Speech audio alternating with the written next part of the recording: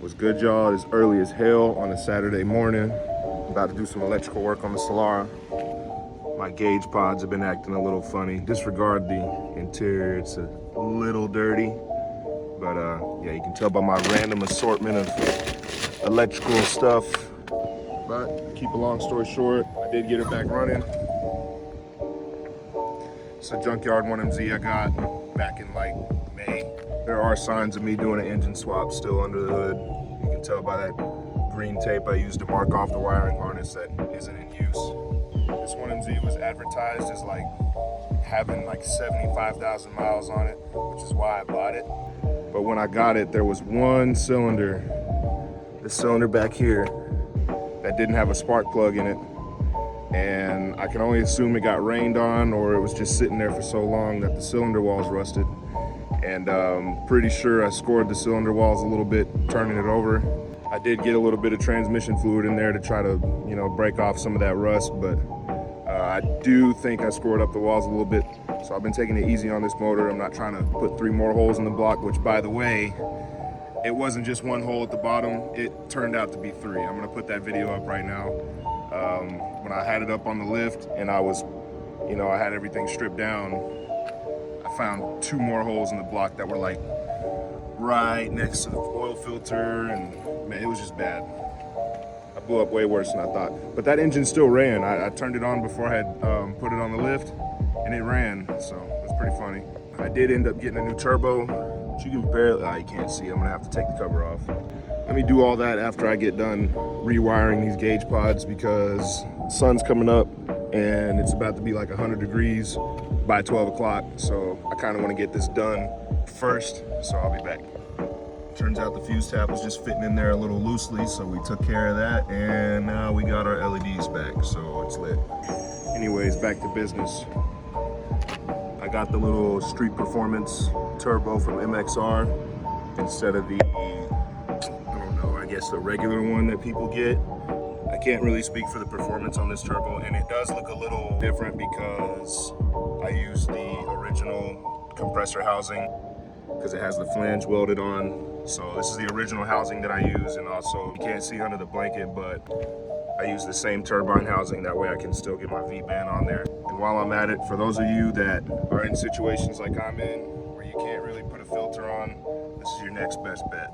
This is one of those air filter covers, little waterproof covers that folks on motorcycles be using, or people that, you know, roll around with no hoods. I just cut it up to kind of fit underneath this this clamp.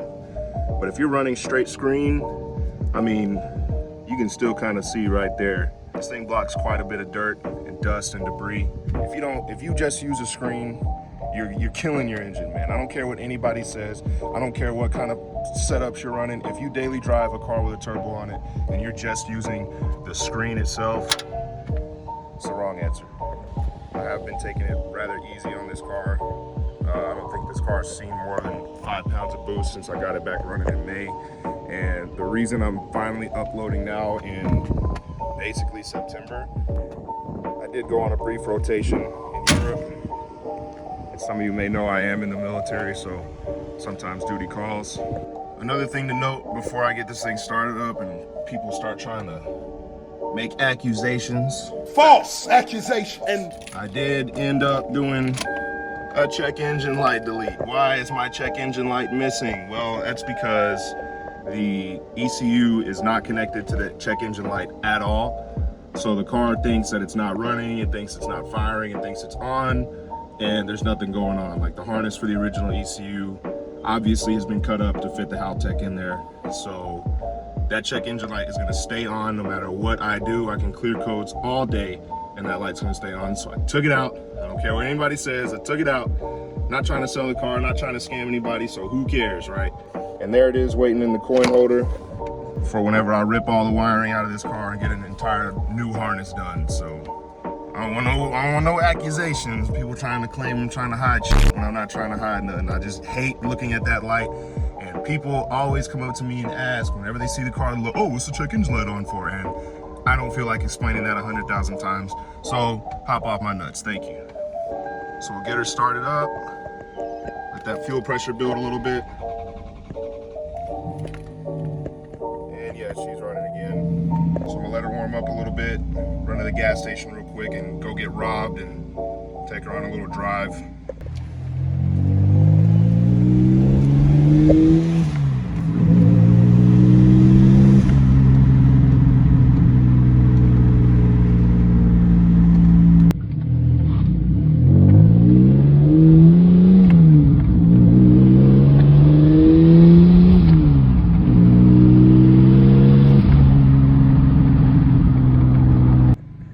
So yeah, for the most part, it's running pretty smoothly. The tune hasn't been tweaked since like a couple days before it blew.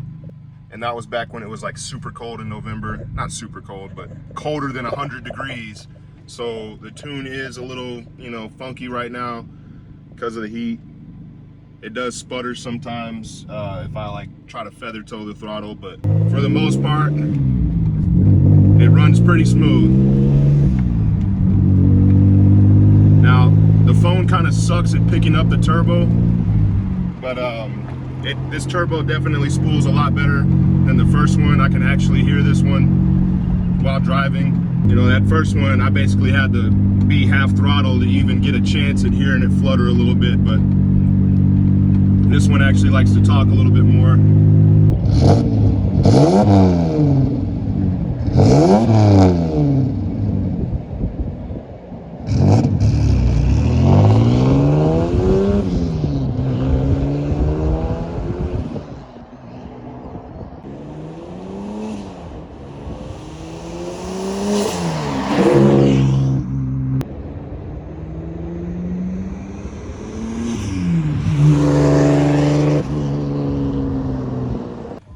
So yeah, there it is.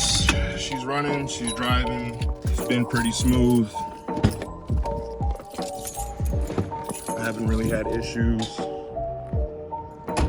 I did have a situation where the IAC valve totally took a dump on itself, but that's because it was seized. The valve itself was stuck in the open position, so I ordered a new one, like a dummy, and then decided to take it apart and actually see what was wrong with it, and it turned out that it just needed a little rotation. Needed to wiggle it loose.